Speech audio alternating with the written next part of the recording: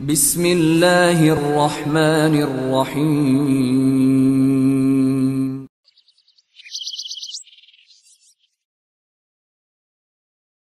حضرت صلی اللہ علیہ وآلہ وسلم پر وحی کا ابتدائی دور اچھے سچے پاکیزہ خوابوں سے شروع ہوا۔ آپ خواب میں جو کچھ دیکھتے وہ صبح کی روشنی کی طرح صحیح اور سچا ثابت ہوتا۔ پھر من جانب قدرت آپ تنہائی پسند ہو گئے اور آپ نے غار حرا میں خلوت نشینی اختیار فرمائی اور کئی دن اور رات وہاں مسلسل عبادت اور یاد الہی و ذکر میں مشغول رہنے لگے۔ جب تک گھر آنے کو دل نہ چاہتا توشہ ہمراہ لیے ہوئے وہاں رہتے۔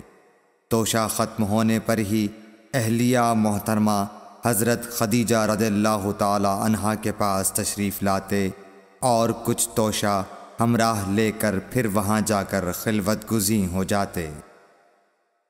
یہی طریقہ جاری رہا یہاں تک کہ آپ پر حق منکشف ہو گیا اور آپ غار حرا ہی میں قیام پذیر تھے کہ اچانک حضرت جبرائیل علیہ السلام آپ کے پاس حاضر ہوئے اور کہنے لگے کہ اے محمد پڑھو۔ آپ فرماتے ہیں کہ میں نے کہا کہ میں پڑھنا نہیں جانتا۔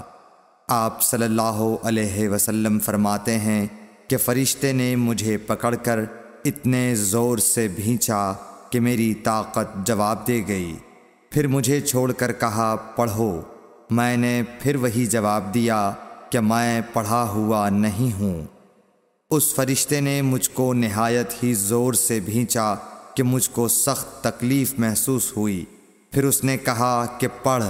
میں نے کہا میں پڑھا ہوا نہیں ہوں۔ فرشتے نے تیسری بار مجھ کو پکڑا اور تیسری مرتبہ پھر مجھ کو بھینچا، پھر مجھے چھوڑ دیا اور کہنے لگا کہ پڑھو اپنے رب کے نام کی مدد سے جس نے پیدا کیا اور انسان کو خون کی پھٹکی سے بنایا۔ پڑھو اور آپ کا رب بہت ہی مہربانیاں کرنے والا ہے۔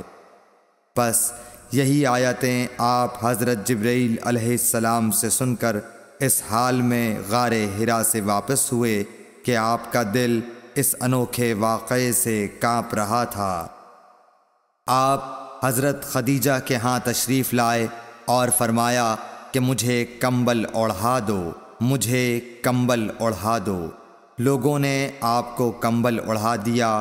جب آپ کا ڈر جاتا رہا تو آپ نے اپنی زوجہ محترمہ حضرت خدیجہ رضی اللہ تعالی عنہا کو تفصیل کے ساتھ یہ واقعہ سنایا اور فرمانے لگے کہ مجھ کو اب اپنی جان کا خوف ہو گیا ہے۔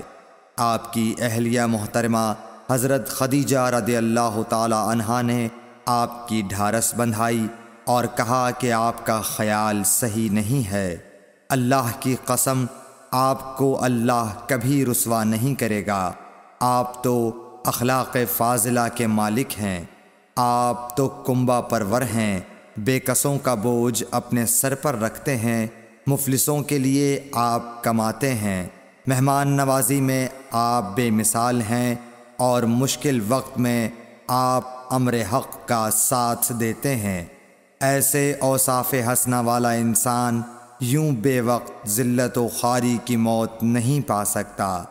پھر مزید تسلی کے لیے حضرت خدیجہ رضی اللہ تعالی عنہا آپ کو ورقہ بن نوفل کے پاس لے گئیں جو ان کے چچا زاد بھائی تھے اور زمانہ جاہلیت میں نصرانی مذہب اختیار کر چکے تھے اور عبرانی زبان کے کاتب تھے۔ چنانچہ انجیل کو بھی حسب منشائے خداوندی عبرانی زبان میں لکھا کرتے تھے۔ انجیل سریانی زبان میں نازل ہوئی تھی، پھر اس کا ترجمہ عبرانی زبان میں ہوا۔ ورقہ اسی کو لکھتے تھے۔ وہ بہت بوڑھے ہو گئے تھے، یہاں تک کہ ان کی بینائی بھی رخصت ہو چکی تھی۔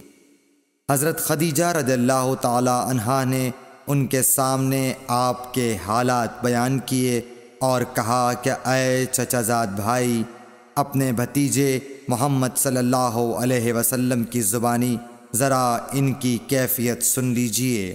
وہ بولے کہ بھتیجے، آپ نے جو کچھ دیکھا ہے اس کی تفصیل سناؤ۔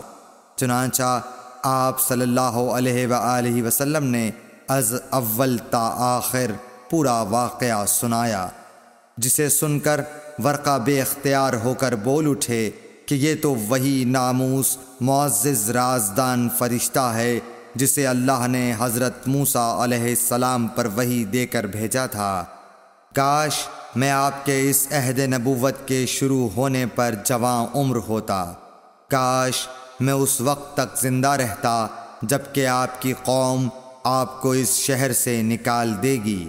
رسول کریم صلی اللہ علیہ وآلہ وسلم نے یہ سن کر تعجب سے پوچھا کہ کیا وہ لوگ مجھ کو نکال دیں گے، حالانکہ میں تو ان میں صادق و امین و مقبول ہوں؟ ورقہ بولا، ہاں یہ سب کچھ سچ ہے، مگر جو شخص بھی آپ کی طرح امر حق لے کر آیا لوگ اس کے دشمن ہی ہو گئے ہیں۔ اگر مجھے آپ کی نبوت کا وہ زمانہ مل جائے تو میں آپ کی پوری مدد کروں گا، مگر ورقہ کچھ دنوں کے بعد انتقال کر گئے، پھر کچھ عرصے تک وحی کی آمد موقوف رہی۔ صحیح بخاری حدیث نمبر 3۔